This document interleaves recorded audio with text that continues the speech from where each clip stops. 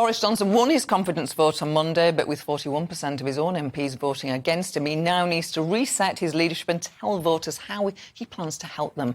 Many Conservatives feel he's not Conservative enough, while many others voters want more help from the government as prices rocket. So what should he do?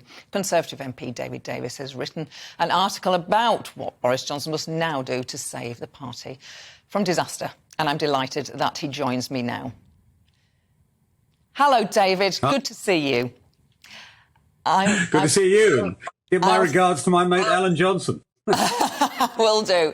I'm going to start by putting a quote from you from an article you wrote yesterday. What I hope Johnson will now avoid is a set of populist policies that are drafted in the hope of shoring up our immediate popularity. This may work in the very short term, but if the policy is not thought through carefully enough, it will end up with dreadful headlines as it goes wrong. So my question is, where, in your view, does expansion of the right to buy for housing association tenants and using housing benefit to help people become first-time buyers rank on your test?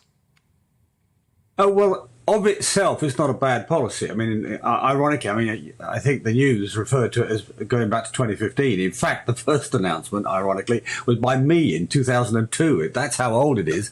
So it's not exactly brand new.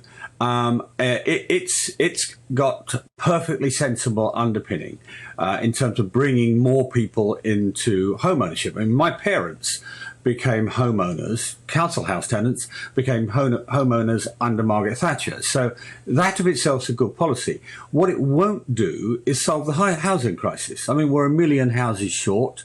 We are building 100,000 houses too few every year. I saw Michael Gove saying, well, some of the money of this will go back into money people put in will go back into building new houses. It's not lack of money we have for houses, it's lack of land.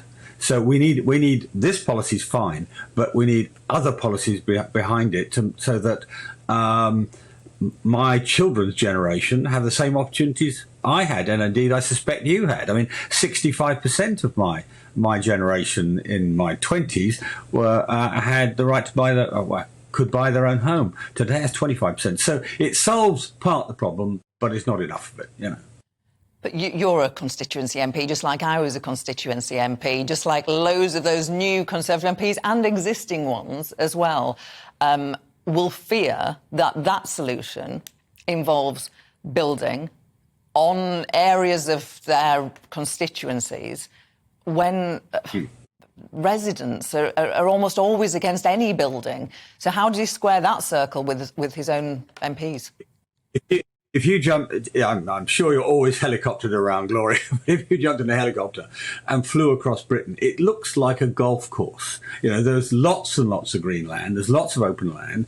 The difficulty is we keep building on the edges of villages and the edges of towns. And of course you get what they rudely call NIMBYs, but people wanting to preserve their own countryside. What I'd like to see are garden villages and garden towns. We built them in the 20s. And we built them really nice houses with twice as big, literally twice as big as the houses we build now. So we need a really radical new policy, actually using the open land beyond the greenbelt. We can do that. There are, this is what I talked to Robert Jenrick about it when he was sort of housing secretary, and he thought it was quite a good idea. They've got to be a bit more imaginative. We can't just go back in the old, in the sort of old policies pot and say, oh, let's try this one again. Otherwise, you'll get the response you just got from Keir Starmer saying, oh, you've tried this before. Actually, it's a perfectly good policy what they've got, but it's not enough by itself. It's nowhere near enough by itself. And just to go back to the article you wrote yesterday, I read it well. You also referenced the confidence vote on Monday, and you said those that pursued that confidence vote should have waited till the result of the by-elections and the Privileges Committee. What happens if you lose one or both of those seats? Because you say that the rules on a challenge under which Boris Johnson is safe for 12 months shouldn't be changed. So what happens? No, I don't. And let me be clear. I don't want. This has been run before. This idea. Oh well, we haven't won that confidence vote or defeated the leadership in that confidence vote. Let's have another one in another few months. You can't do that. Prime Minister has to be able to do his job and not spend all his time looking over his shoulder. But when I first intervened on Boris for my "in the name of God go" quote, now I guess famous. I said at the time, this is going to be a death for 1,000 cuts. It's going to go on till the end of the year, and I fear that's actually what's going to happen. There were two critical issues. One, what happens with the by-elections? My hunch, I hope we don't lose both of them, but my hunch is we may. And so that's the first problem. We should have had that behind us. But also, even more importantly, the Privilege Committee. Now, the Privilege Committee will probably come to a conclusion on the question of whether the Prime Minister misled the House, deliberately misled, not accidentally, not, we all make mistakes in the dispatch box, but whether he deliberately misled the House. And that's the really core key issue. And that will come up later in the year. I suspect now we won't get around to concluding that until October, November. But then the party's got to make a decision. If the Prime Minister is found not to have misled the House, fine, we carry on. If he's found to have misled the House, then we've got to decide what we do about it. And that's really that's much more serious than all the arguments that have gone before. That was why I said wait. What tool would you have to do something about it, in your own words? What tool would you have? Because he's immune from a confidence vote for 12 months. In truth, what would happen if he was found guilty of that is he'd actually be in breach of one of the most fundamental parts of the code, the Ministerial Code, which says you have to resign.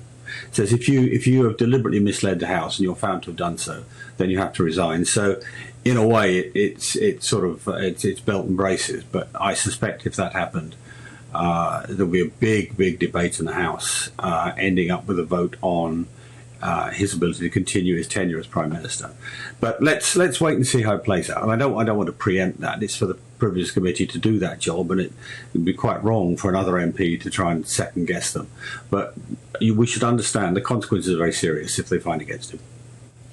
Philip Hammond, your former colleague, the former Chancellor, has said this morning that Boris Johnson will not lead the Conservative Party into the next election. What do you reckon? I don't know. I think it really all rides on the Privileges Committee now. If the Privileges Committee find in his favour, then I think he will lead us in the next election. I think we're going to have a tough time winning it under those circumstances. But, that's why I wrote that article, because I take the view that, the vote matters. We had this confidence vote. He was run close. I mean, he did less well than, let's say, Theresa May or John Major or others before him, but he won. So, he has to be given the ability, the option of now making it work, which is why I wrote about all the things we have to do. I mean, it's not, the Johnson supporters and his team say he makes all the big calls right. Well, that's arguable. But from the point of view of the ordinary citizen, they want to get all the small calls. Well, what he may think of as small calls, right? And may not be very small if you can't get a passport to go on holiday, or if you can't get a GP's appointment, or if you can't get your driving license, or, as is the case with one of my constituents, couldn't get their pension on time. They had to wait 4 or 5 months before they got their pension.